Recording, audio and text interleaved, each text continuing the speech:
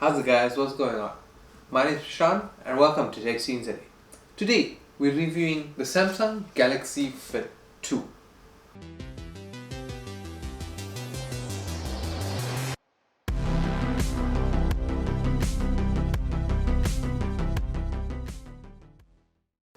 So if this is your first time here, you better make sure you subscribe because you're missing out on all the awesome content that we put out.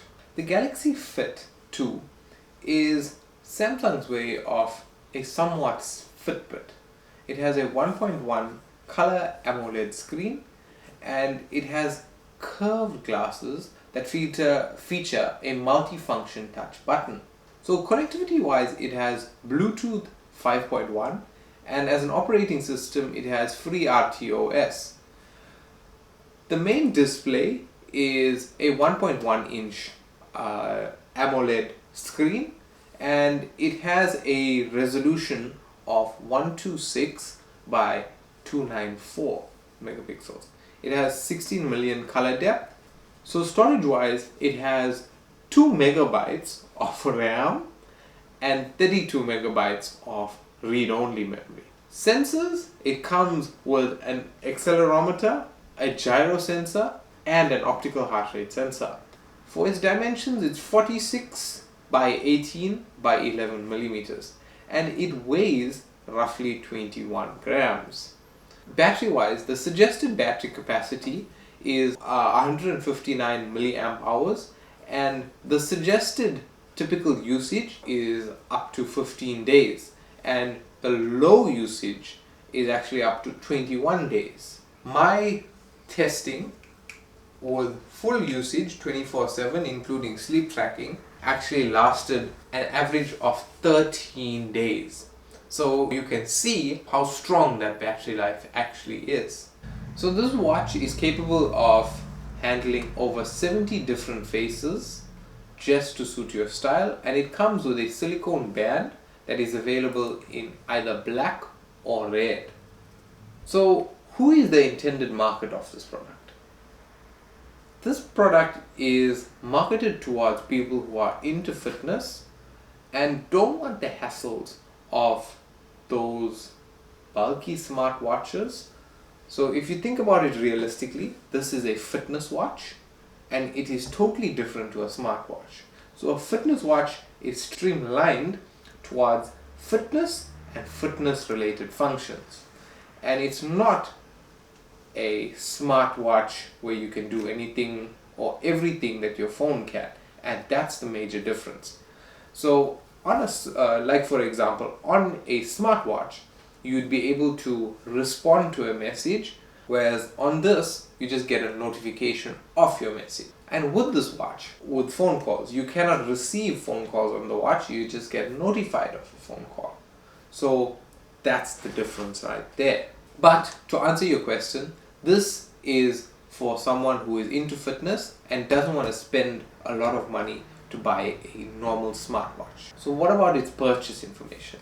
This is going for 800 Rand on takealot.com, and on the Samsung website it's selling for 899. So the benefits that's around using the Galaxy Fit2, it's waterproof up to 50 meters.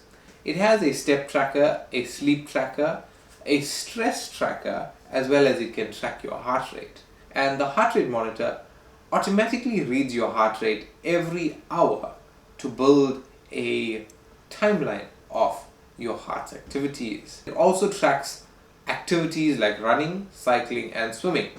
And with the watch, you can view your notifications and control your music.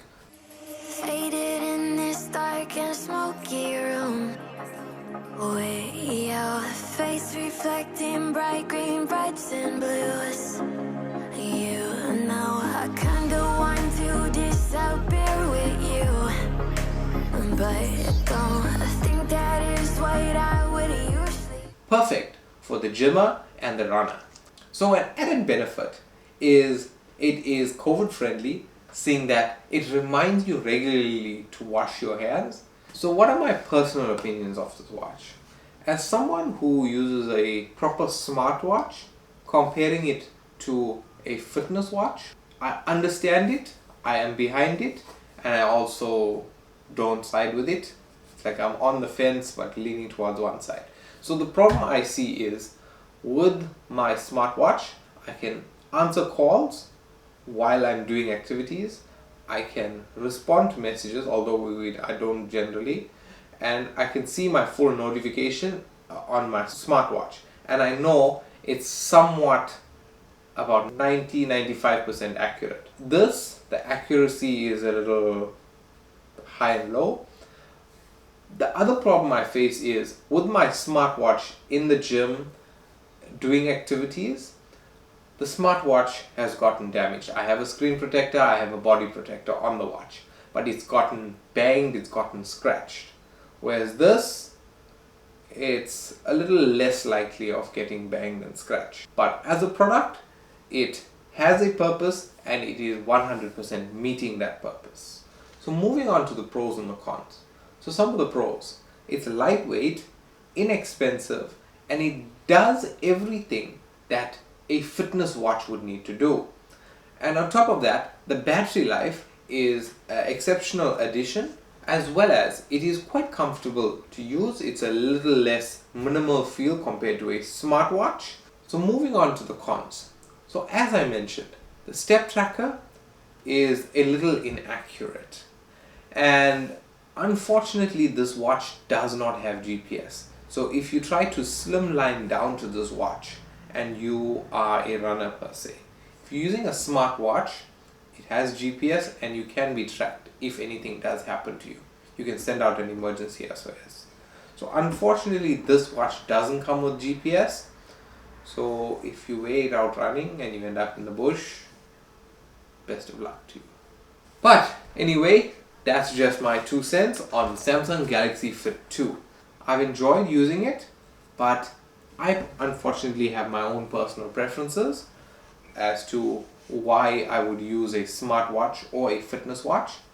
But this product aligns itself with a lot of other people who would back it, and that is the biggest thing.